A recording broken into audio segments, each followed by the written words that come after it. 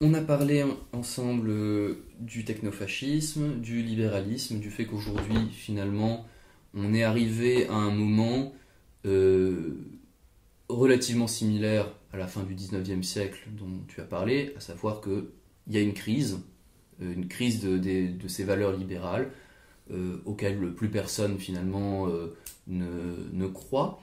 Et donc tu dis dans ce livre Un monde sans esprit, la fabrique des terrorismes, tu dis que finalement nous manquons aujourd'hui de ces fictions, de ces récits qui nous permettent de vivre ensemble, qui nous permettent de trouver des échappatoires à la pulsion de mort, qui nous permettent de faire collectif en fait. Et ce monde dans lequel nous vivons, ce monde complètement taylorisé, expertisé, quantifié, est un monde désenchanté. J'ai envie simplement de te citer: au nom de la modernité et du pragmatisme férocement non idéaliste, farouchement et faussement tolérante, exigeant un conformisme de masse porté par la consommation et la télévision, se profile un fascisme de consommation, un totalitarisme pire que celui du vieux pouvoir pour Pasolini.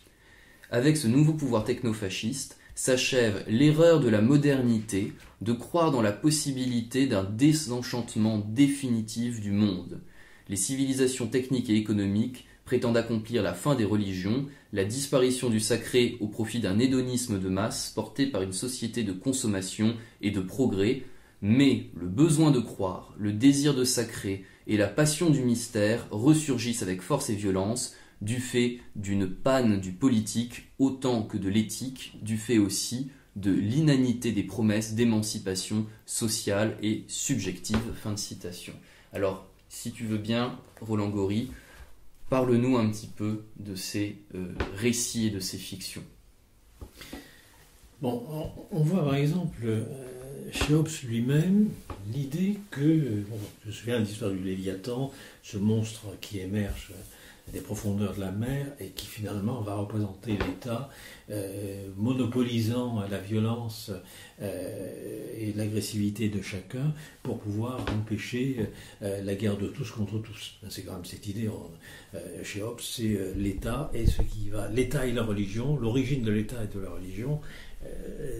C'est finalement la confiscation des moyens de se défendre et d'agresser de l'individu au profit d'une entité représentée par le Léviathan qui vient réguler les rapports sociaux et éviter que les gens ne se détruisent. Et c'est la peur de la mort qui est l'émotion morale, si j'ose dire, conduisant chacun à se soumettre à l'autorité de l'État. On s'aperçoit que l'origine de l'État, comme l'origine de la religion, il insiste bien là-dessus, c'est pas simplement la confiscation par le monstre froid de l'État du pouvoir de se défendre ou du pouvoir d'agresser qui évite à chacun le risque de mourir, puisque c'est la peur de la mort qui constitue l'émotion morale et politique conduisant les individus à se soumettre à la volonté de l'État.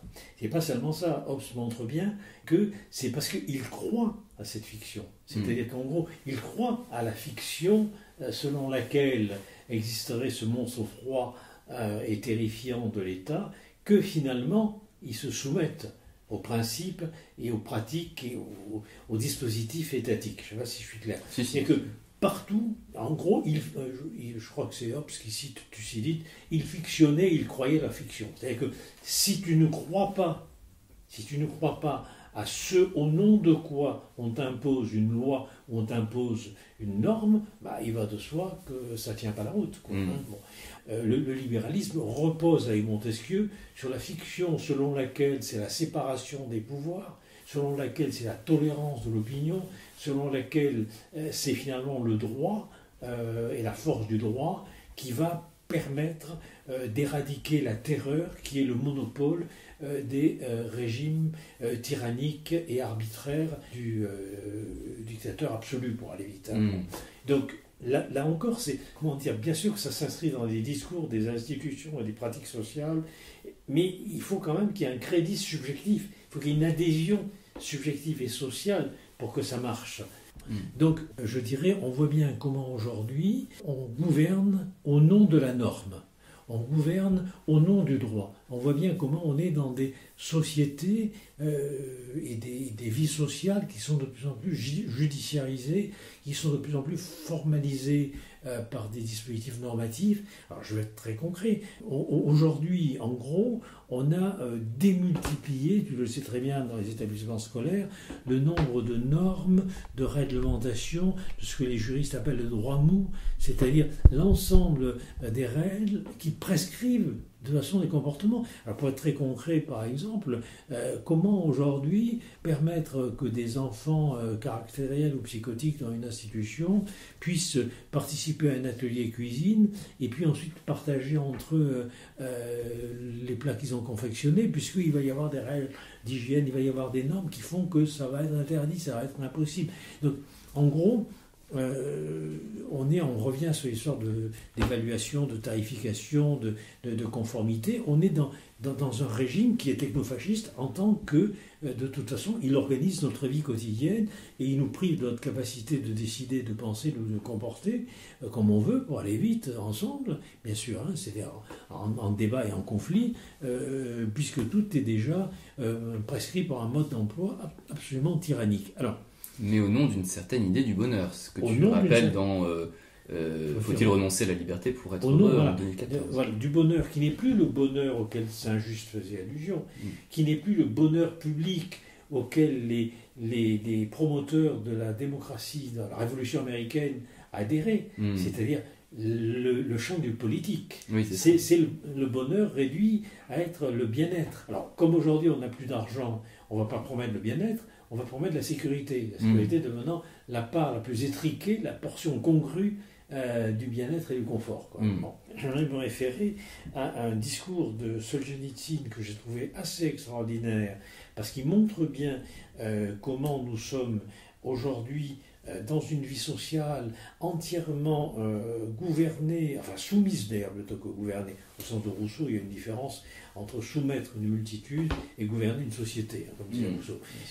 Donc soumettre des populations au nom justement des normes et au nom de la loi. Et donc ça aboutit à ce qu'il appelle le déclin du courage. Alors, je voudrais lire un passage du discours de Harvard qu'il a prononcé sur le déclin du courage en 1978, et qui est assez extraordinaire, parce qu'il revient des camps, Solzhenitsyn. Et il dit « Moi qui ai passé toute ma vie sous le communisme, j'affirme qu'une société où il n'existe pas de balance juridique impartiale est une chose horrible, ça les connaît, il y a l'URSS, mais une société qui ne possède en tout et pour tout qu'une balance juridique n'est pas, elle non plus, vraiment digne de l'homme. Le droit est trop froid et trop formel pour exercer sur la société une influence bénéfique. Lorsque toute la vie est pénétrée de rapports juridiques, il se crée une atmosphère de médiocrité morale qui asphyxie les meilleurs élans de l'homme. Ça montre à quel point, en gros, aujourd'hui, tout est judiciarisé. On a vu cette affaire du Burkini. Alors là, moi, je trouve ça extraordinaire. Ce matin, j'entendais à France Inter que Hulot et le ministère de l'écologie, comme finalement, ils n'arrivent pas à avoir le courage politique de décider de la réduction du nucléaire, ils déplacent les exigences de la loi vers les normes de la propriété, de l'héritage, c'est-à-dire des individus, en créant une espèce de pondération bonus-malus sur les appartements.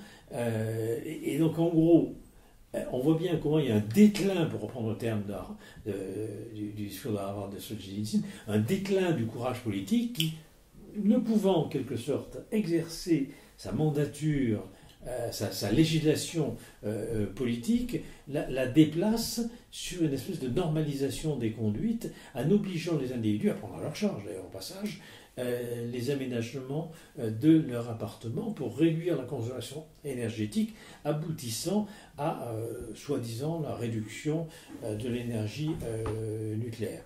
Bon. Ça me paraît significatif comme l'histoire de Burkini, c'est-à-dire qu'en gros, c'est aujourd'hui le moins de problèmes. Bon, on a vu, balance ton porc, etc. Bon, n'importe quel problème social, ça peut avoir des effets positifs. Ne me faisons pas dire ce que je ne dis pas. Mais ce que j'essaie de montrer, c'est qu'en gros, du coup, on s'adresse à Macron pour qu'il balance une loi. C'est comme si, mais c'est faire perdre la substance même de ce qu'est une loi. C'est la transformer simplement en circulaire d'établissement, quoi. Il y a un problème social, il y a un problème politique, boum, une loi. Mais je dirais que ça, ce recours à la loi, on l'a vu depuis longtemps, on le voyait déjà quand Sarkozy, avant même d'être président, était ministre de l'Intérieur. Il y avait déjà aussi ce truc, tout le temps faire appel à la loi. J'ai l'impression qu'avec Macron, on a atteint le stade suivant, à savoir qu'il n'y a même plus besoin de faire des lois, on peut faire des décrets, on peut gouverner par ordonnance, il n'y a même plus besoin d'en passer par le pouvoir législatif finalement. Bien sûr, parce que Sarkozy faisait semblant d'être Bonaparte, alors que Macron a tendance à l'être pour de bon. Oui, c'est ça. Donc effectivement, on est passé je dirais, de l'obscénité un peu braillarde à, je dirais, l'autoritarisme de ce que j'ai appelé l'extrême centre, pour aller vite, la fameux en même temps. Bon. Alors, pour revenir sur cette question, dans ce monde, encore une fois, désenchanté, dans ce monde instrumentalisé, dans ce monde fonctionnel, il n'y a a priori pas d'état d'âme. Ce qui est vraiment, on voit bien d'ailleurs comment ça répond à notre vie moderne, à la manière de vivre dans la modernité, pour aller vite. Il s'agit de fonctionner comme des machines. Les machines sont formidables parce qu'en plus c'est des machines liquides, ce sont des algorithmes. Enfin, ça n'a pas. La fiction, bien sûr qu'il y a une fiction. La fiction, c'est la fiction implicite d'un homme machinal et d'une vie sociale machinale. Mais cette fiction-là, elle est en quelque sorte monstrueuse. Elle est monstrueuse au sens où elle est une fiction anti-onirique, une fiction anti-rêve, une fiction anti-rationalité, une fiction anti-amour. Elle ne peut être affectée que par la passion triste de la haine, aboutissant à la chosification des individus et à la fonctionnalité de leur comportement. Donc, c'est là où, à mon avis, on touche quelque chose qui est la panne de rêve collectif, la panne d'utopie. L'utopie, on a tendance à trouver ce terme, à l'utiliser comme un terme dévalorisant et péjoratif, alors que l'utopie, c'est ce qui n'a pas encore de lieu étymologiquement, mais qui est l'accueil même des rêves que l'on peut avoir, des projets que l'on peut partager. Et aujourd'hui, à la place du projet, on a le programme, qui est un anti-projet, pour aller vite. Et un programme, si possible, établi par les calculs de probabilité qui viennent à la place du rêve. On voit bien comment, pour faire vite et pour faire simple, tout ce qui aujourd'hui peut favoriser justement l'émergence de fiction, c'est-à-dire de sacrer l'émergence de l'art, est quelque chose qui est dévalorisé. Les humanités non plus... Bon, on en a parlé à la Troisième République tout à l'heure, mais les humanités, c'était quelque chose d'important. Les rêves d'une raison universelle, d'une fiction universelle, la capacité méritocratique d'une école de la République, etc. Bon, c'était en quelque sorte des fictions qui permettaient de penser un avenir qui n'était pas encore là. Or, aujourd'hui, l'avenir, nous ne le pensons que comme la poursuite du présent. Nous ne le pensons que comme par extrapolation probabiliste des données du présent. Il y a là quelque chose qui est tout à fait monstrueux, quoi. Je veux dire, voilà. Alors, bon, il ne faut pas exagérer, il y a des poches de résistance, il ne faut pas exagérer. Il y a, bien sûr, on le sait très bien, depuis Nietzsche, toute valeur tend par transmutation à se détruire elle-même. Donc, on peut penser, bon, je suis persuadé que le néolibéralisme se détruit lui-même. Il se détruit lui-même parce que justement, il perd sa substance libérale, dont dans sa pratique il constitue le déni. Je dis souvent, maintenant en commençant les conférences, j'ai une bonne et une mauvaise nouvelle à vous annoncer. La bonne nouvelle, c'est que le néolibéralisme est mort, plus personne ne peut le considérer comme une fiction à laquelle on peut adhérer. En tant que vision du monde, il est mort, le néolibéralisme. La mauvaise nouvelle, c'est qu'il ne le sait pas. Et que, ne le sachant pas, il se poursuit par des institutions à la fois sécuritaires et économiques et financières qui tendent à le perfuser dans son agonie. Comment aujourd'hui, où finalement c'est le calcul de probabilité C'est quand même ça, pour aller vite, tout ce qu'on peut dire concernant le comportementalisme, le collectivisme, les neurosciences, l'économie, l'épidémiologie, etc. C'est en termes de prédiction de l'avenir sur la base des données présentes que l'on peut extrapoler en termes de probabilité. C'est quelque part empêcher, on n'y arrive pas, mais empêcher la possibilité de rêver. C'est-à-dire finalement d'aimer, il faut dire la chose tout bêtement. Pour qu'il y ait rêve, il faut quand même qu'il y ait un contact possible avec son corps, il faut quand même qu'il y ait un contact possible avec l'autre, il faut quand même qu'il y ait un contact possible et sensible avec la nature, etc. Or, dans un monde où il y a une espèce de quadrillage normatif des conduites qui les affecte à des fonctions instrumentales bien données et standardisées. Il suffit de voir, on se déplace dans le métro, on va vivre dans une maison intelligente, dans une ville intelligente, dans un monde intelligent, sauf qu'il y aura plus humain. C'est une grande thèse de Gunther Sanders, par exemple. Bien sûr. Et c'est toute la question du numérique aujourd'hui. Alors bon, on m'a dit souvent que je critiquais le numérique, pas du tout, je trouve ça formidable, l'ordinateur, toutes ces petites machines qu'on peut manipuler, iPhone, iPad, etc. Moi aussi je m'en sers, c'est pas ça le problème.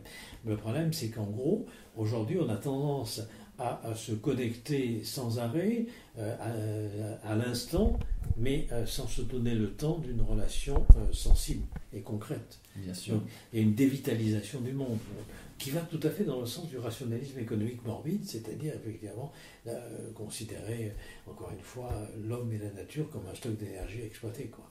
C'est là où je crois qu'il est important qu'on rêve ensemble. Je veux dire, quand même, ça a été quand même extraordinaire, quand des gens ont commencé à rêver sur l'interdiction du travail des enfants dans les mines. Mais ça n'a pas été un rêve partagé. Et on voit bien, il y a des commissions qui rapportaient des propos du patron disant « mais c'est pas possible, vous allez nous mettre tous à la ruine et au chômage ». Hugo avait cette phrase très forte qui disait « les utopies d'aujourd'hui seront les vérités de demain ». Donc il nous faut cette possibilité d'imaginer notre monde. Et pour ça, je ne dis pas qu'on va se passer de la finance, de l'économie, de la technique, etc. Mais il faut les remettre à leur place. Il faut faire en sorte qu'il y ait des interstices qui nous permettent de penser des choses autrement et donc que les rouages ne soient pas trop serrés et ne soient pas trop contraints de telle manière que l'éducation comme le soin ne deviennent plus qu'une histoire de machine programmatique, quoi.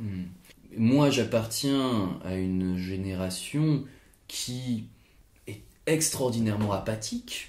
Alors, on est quelques-uns à résister intellectuellement, à se mobiliser, mais on est devenu très frileux. On n'ose plus trop y croire, tellement on a vu en si peu de temps les mots, pour résumer, les mots perdre tout sens. La gauche, le grand mot de gauche, désignait absolument la droite. Voilà, gauche et la droite, c'est devenu la même chose. L'art, qui c'est devenu le marché. Enfin, bref, on ne rêve plus parce qu'à chaque fois qu'on a un petit peu d'espoir, on a l'impression qu'on va se faire doucher, quoi. Donc, finalement, dans ce que tu dis, le néolibéralisme est mort, mais il ne le sait pas. C'est l'incipit de ton livre Un monde sans esprit, où tu reprends cette fameuse phrase de Gramsci, la crise, c'est lorsque le vieux monde est en train de mourir et que le nouveau monde tarde à naître, et dans ce clair-obscur naissent les monstres. Ce nouveau monde, on aimerait qu'il naisse, et on n'en peut plus d'attendre qu'il naisse, quoi. On n'en peut plus que ce vieux monde mette si longtemps à mourir. On a l'impression que c'est fou qu'il bouge encore, quoi. Dans ce clair-obscur naissent les monstres. Qui sont ces monstres? On les connaît. Le djihadisme, Daesh, mais aussi, et j'aime beaucoup la manière dont tu les mets dos à dos, les identitaristes, en règle générale, les intellectuels, si on peut leur donner ce titre-là, de droite, qui tiennent aujourd'hui le haut du... Quand je dis de droite, je veux dire d'extrême droite, qui aujourd'hui tiennent le haut du pavé. Tu nous dis qu'il faut retrouver des fictions qui nous permettent de rendre le monde supportable. Tu cites Hannah Arendt en disant que ce qui va nous permettre d'éviter le désert. Hein, voilà. Mais en fait, là où on va avoir un problème, c'est que c'est exactement ce que disent aussi les penseurs réactionnaires, qui disent exactement la même chose. Et donc c'est là où j'ai une question à te poser. C'est que pour la gauche, on a une nécessité à penser une lutte contre deux choses à la fois contre l'économie libérale, mais aussi de lutter contre les vieux démons nationalistes, identitaristes, qui, dans l'histoire du XXe siècle, n'ont jamais servi que les intérêts du capital et ont conduit à toutes sortes de guerres, quoi. Comment est-ce qu'on pourrait trouver une manière de se tirer de ce double écueil, quoi. En gros, pour faire simple, qu'est-ce que ça doit être aujourd'hui pour toi, la gauche? Oula, si j'avais une réponse, je vais la breveter. Mais je crois que le chemin se trouvera en cheminant. C'est-à-dire que... Alors, quant à savoir qu'effectivement, certaines contestations des valeurs libérales peuvent à la fois trouver un écho à gauche, voire à l'extrême gauche et à l'extrême droite, c'est un vieux problème. C'est tout le problème du courant romantique de la pensée politique qui a pu aussi bien nourrir, je dirais, les romantiques aristocratiques visant la restitution, le rétablissement de l'ancien régime, que finalement les libéraux progressistes voulant développer des choses vers le socialisme ou vers la République sociale. Donc depuis très longtemps, pour ne pas dire presque toujours, la critique de l'idéologie dominante à un moment donné, cette critique, elle a trouvé son écho, ou ses échos, aussi bien à l'extrême droite qu'à l'extrême gauche de l'échiquier politique. Donc on sait bien que, par exemple, on a pu dire que toute la pensée politique visant le rétablissement des droits de la subjectivité, de l'individualité, de la nature, du lien social et familial, a nourri aussi bien la propagande fasciste et nazie que, bien évidemment, les mouvements écologistes ou progressistes ou socialistes. Donc, ma crainte, c'est que la multiplication des machines normatives, les procédures, les standardisations, les règles de bonne pratique, enfin le droit mot, etc., que les machines devenues des dispositifs de normalisation des conduites et de taylorisation des activités professionnelles, ma crainte, c'est que il manque de temps, il manque de lieu, il manque de moments, il manque de valorisation pour pouvoir trouver du temps pour penser, parler comme on est en train de le faire, échanger, etc. Donc, en gros, mon souci est là. Et c'est là d'ailleurs où je vois dans le numérique à la fois et un danger, une menace, et en même temps un espoir. Le danger et la menace, c'est qu'effectivement, la taylorisation des activités, l'automatisation des tâches produisent une pression plus grande sur les individus et que ce temps, en quelque sorte, qui est libéré de par la prise en charge par les machines d'un certain nombre de tâches, ce temps soit utilisé à être réinvesti pour produire du profit, voire pour produire un peu plus de désespoir, d'apathie et de colère chez les jeunes, et les moins jeunes d'ailleurs, en les précarisant davantage et en les manageant par la peur et le risque de perdre leur emploi ou leur possibilité même de vivre leur vie, quoi, hein. Bon. Et un espoir dans la mesure où ce temps libéré devrait servir à autre chose que le travail, au sens de torture, au sens de tripalium, le travail, au sens d'obligation, et pourrait ce temps libéré servir pour des tâches sociales, pour des tâches de création, pour des tâches aussi, pour du temps personnel. C'est-à-dire qu'en gros, ça veut dire qu'il faut réhabiliter des espaces politiques. Quand tu prends Hannah Arendt par rapport à l'histoire du désert, elle dit bien que, en gros, le désert se produit de par l'effacement des espaces où les humains peuvent, par des actions politiques et des paroles concrète, échanger, vivre ensemble, décider, c'est-à-dire nourrir un espace symbolique qui puisse en quelque sorte contrebalancer un pouvoir totalitaire qui vise qu'à une seule chose, c'est leur adaptation. Leur adaptation. Et là, elle a eu une phrase terrible que tu connais. Tu as dit la psychologie ne vise pas à sortir les gens du désert, mais à les adapter à vivre dans le désert. Bon, c'est ça là, qui est absolument terrifiant. Et là, on voit très bien d'ailleurs comment, au niveau comportementaliste ou autre chose, pas que ça, mais peut participer, le psychanalyse a donné aussi de ce côté-là, peut participer à finalement permettre aux gens de s'adapter à des conditions inadmissibles. Du côté de la gauche, ce qui est absolument terrible, c'est qu'on nous a dit il n'y a pas d'autre alternative. Enfin, Tina de Margaret Thatcher, mais à laquelle la gauche socialiste notamment s'est aussi résignée. Bien sûr. Parce que tu parles de l'apathie. L'apathie, on le sait bien en termes psychanalytiques comme en termes de psychologie sociale d'ailleurs, que l'apathie se produit de par le désespoir. C'est une forme de dépression face au sentiment qu'on ne pourra rien y changer, quoi qu'on fasse, et donc on ne fait plus rien. Bon, alors on le sait au niveau de la psychanalyse, l'apathie c'est une espèce d'inhibition à penser et à agir, d'inhibition d'affect aussi, de par, encore une fois, le désespoir. Donc moi, ce que je prône tout bêtement, c'est ça, c'est-à-dire qu'en gros, c'est qu'on desserre au maximum les nœuds qui nous enserrent par cette manière de vivre ensemble, et qu'on puisse trouver du temps pour se parler, penser, échanger, rêver. Alors quand tu disais aussi la peur de rêver, mais cette peur de rêver, elle n'est pas simplement sociale, elle est subjective. C'est l'insomnie. Pourquoi est-ce qu'il y a des individus insomniaques? Parce qu'ils ont peur de rêver. C'est pas qu'ils ont peur de dormir, c'est qu'ils ont peur de rêver. Ils ont peur d'être confrontés à une réalité intérieure. Et là, on voit bien, par rapport à l'apport de la psychanalyse, la complaisance du sujet à se soumettre à quelque chose qui finalement lui fait économiser d'avoir à affronter une réalité psychique ou une réalité sociale.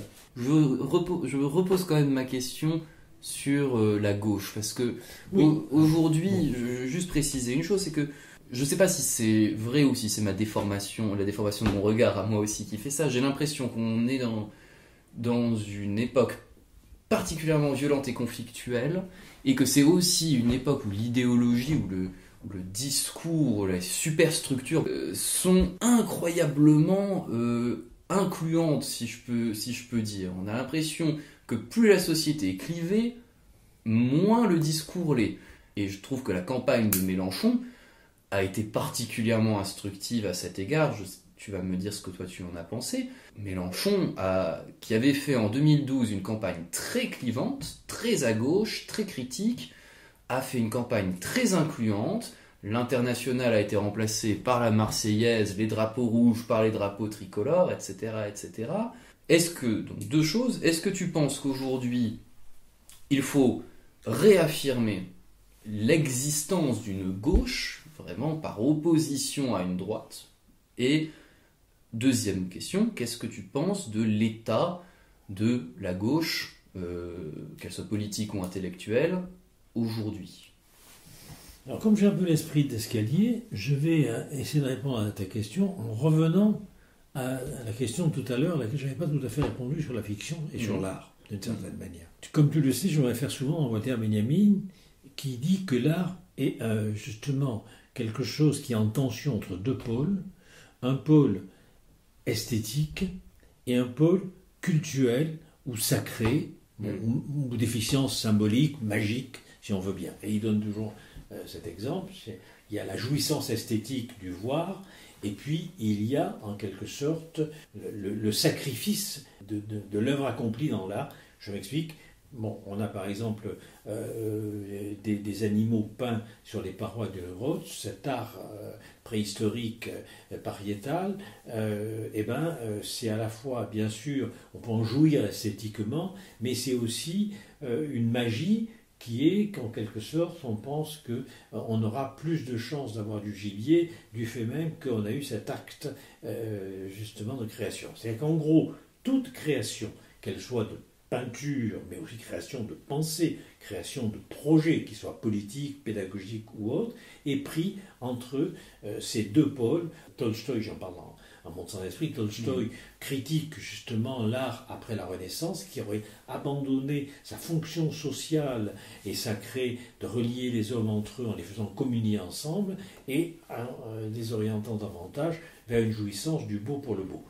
Je pense qu'on a quelque chose de cet ordre dans tous les domaines de l'esprit.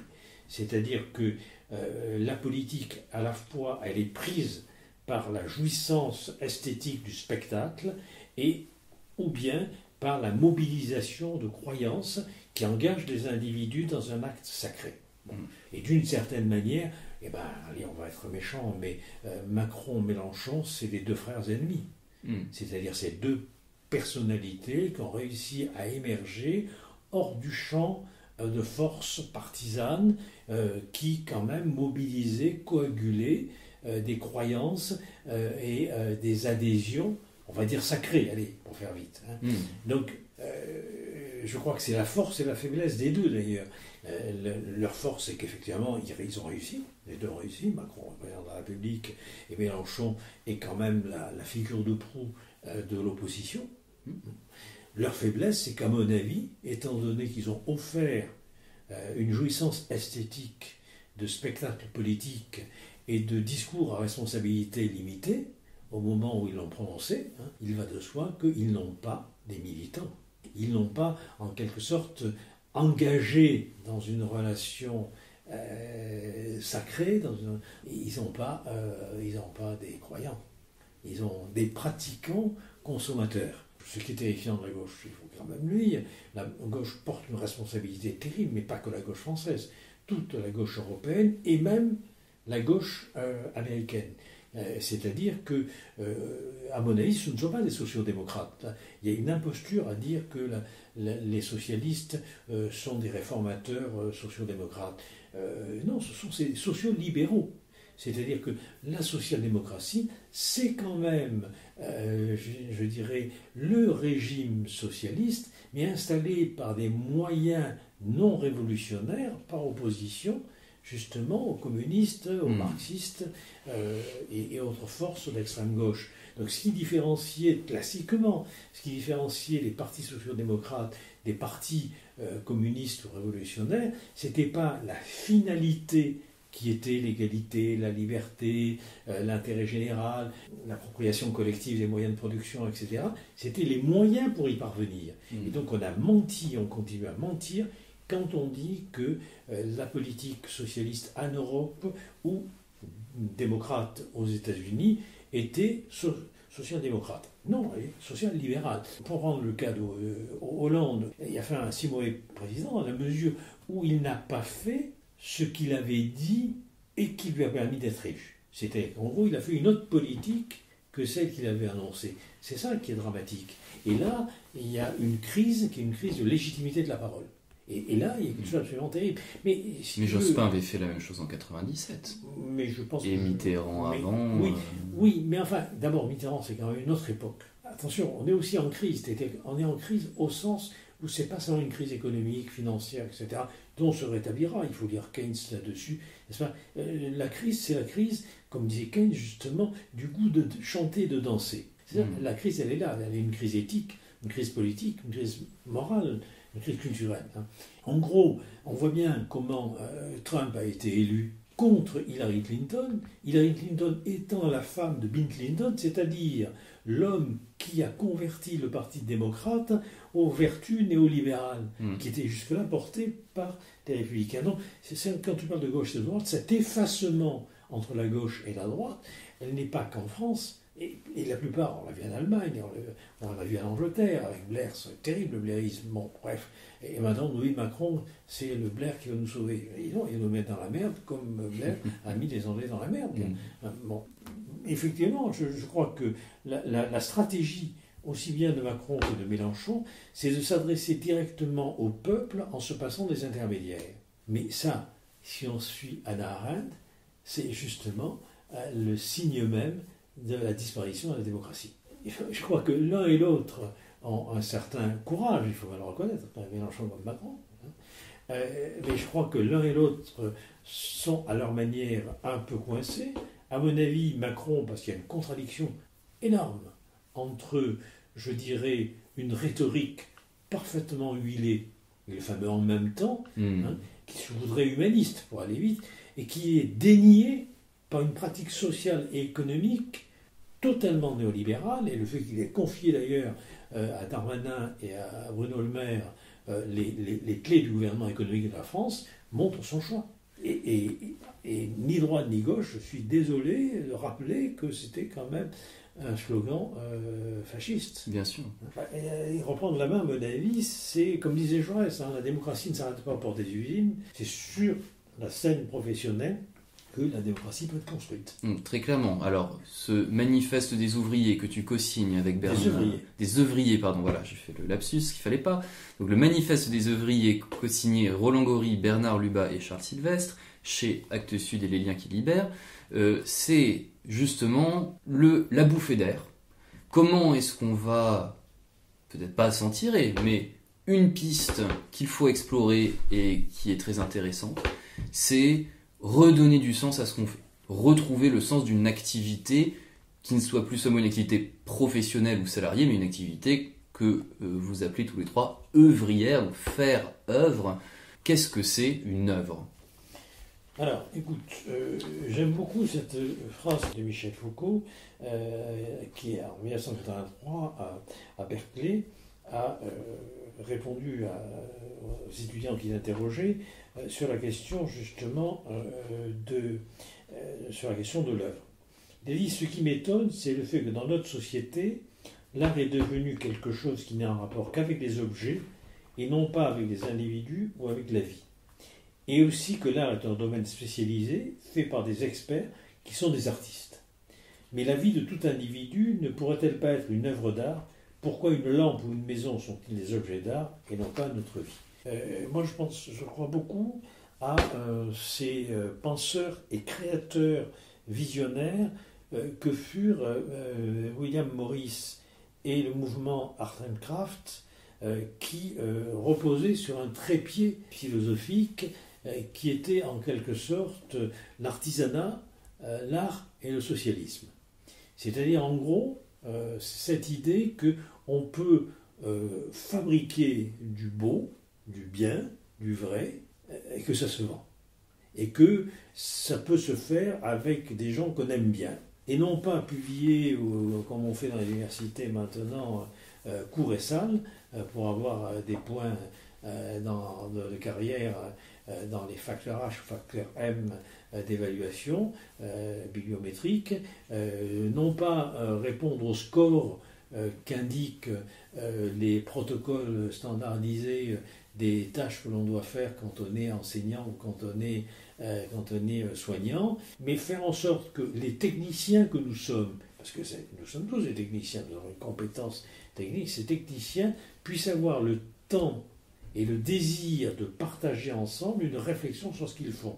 Et donc du coup, ce qu'ils font n'est plus organisé par un taylorisme généralisé. Bien sûr, il faut une fonctionnalité des tâches. Bien sûr, il faut parfois diviser les fonctions du travail, ça va de soi, mais il faut avoir le temps de réfléchir sur ce qui est nécessaire de par la finalité de ce que l'on accomplit et le distinguer de ce qui est imposé et contraint de par les moyens que l'on nous donne pour pouvoir se soumettre à une nouvelle autorité anonyme, insidieuse et perfide.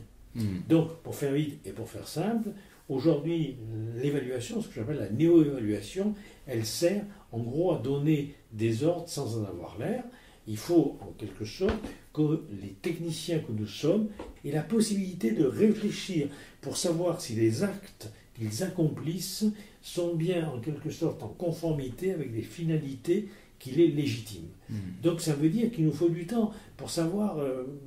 le problème n'est pas de supprimer les notes, réformer le baccalauréat, etc. C'est pas ça. Il faut que les enseignants, concrètement, charnellement, temporellement, puissent se réunir pour discuter ensemble et voir ce qui est le mieux. La solution standard eh ben, elle ne peut donner que des services standards. Or, je pense qu'il faut être sur du sur-mesure. Et je crois que c'est vrai pour le soin, c'est vrai pour l'éducation, c'est vrai pour la culture, c'est vrai pour le journalisme, c'est vrai pour la justice, c'est vrai pour la recherche, c'est vrai pour la plupart des activités dans lesquelles nous sommes impliqués.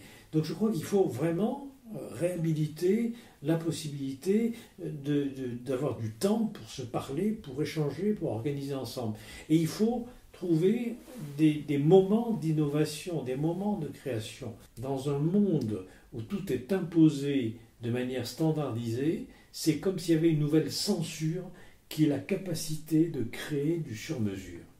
Et là, moi je suis très, comme tu le sais, attaché à Camus. Je pense qu'il nous faut réhabiliter la pensée du midi, entre la misère et le soleil, quoi, et qu'il nous faut donc pouvoir trouver à la fois la capacité de créer à partir d'une double contrainte, la contrainte de la rationalité, parce qu'on ne peut pas la passer à la trappe comme ça, et la nécessité d'un désir irrationnel qui échappe à cette rationalité, qui est l'imagination. Et je crois que c'est très important. Alors aujourd'hui, on tend à essayer de faire une petite place à l'imagination par le vecteur conceptuel très mou de l'émotion. Les neurosciences essaient désespérément de sauver le rationalisme morbide dans lequel ils nous placent en disant qu'il faut de l'émotion. Bon, je veux bien, mais enfin, parlons d'imagination. C'est quand même ça qui est en jeu. Parlons de rêve. Imagination, création, parole. Donc pour toi, on peut espérer quand même. Bah oui, sinon ça ne serait plus qu'un suicide collectif. Bien sûr qu'il y a des raisons d'espérer. Je dirais que la politique, à mon avis, c'est là où je fais aussi un peu le lien entre la politique et la psychanalyse. La politique, c'est aussi comme l'amour, quoi. On sait bien que c'est une illusion, mais quelle tentation de pouvoir s'y prendre. Merci beaucoup Roland Gori. Merci Thomas. Et à très bientôt.